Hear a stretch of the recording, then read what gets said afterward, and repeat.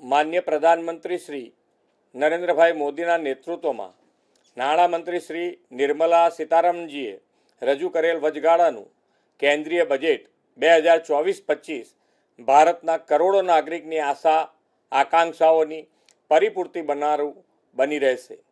સમાજના દરેક વર્ગના લોકોની જરૂરિયાતનો ખ્યાલ રાખનારું આ સર્વસમાવેશી સર્વસ્પર્શી બજેટ માન્ય પ્રધાનમંત્રીશ્રીના વિકસિત ભારત એટ 2047ના વિઝનને સાકાર કરવાની પ્રતિબદ્ધતાને નવો વેગ અને ઉર્જા આપનારું છે.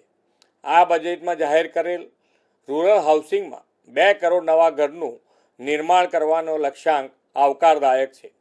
સોલર રૂફટોપની નવી યોજનાથી 1 કરોડ કુટુંબને આવરી લેવાની યોજનાથી ગુજરાત જેવા રાજ્યને ખૂબ ફાયદો થશે. આશા વર્કર, આંગણવાડી વર્કરને આયુષ્યમાન ભારતની યોજનામાં આવરી લેવાથી આ વર્ગના લોકોમાં ખૂબ જ આનંદની લાગણી જોવા મળે છે.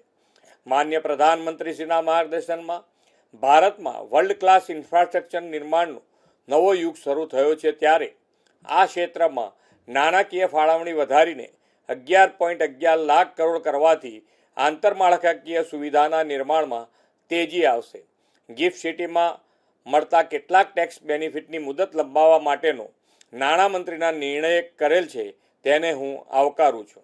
અમૃત કાર્ડને કર્તવ્ય કાર્ડ બનાવી ભારતને વિકસિત રાષ્ટ્ર બનાવવાના પથ પર અગ્રેસર કરતું આ પ્રગતિશીલ બજેટ આપવા બદલ માન્ય પ્રધાનમંત્રીશ્રી, માન્ય નાણામંત્રીશ્રી અને કેન્દ્ર સરકારને હાર્દિક અભિનંદન પાઠવું છું.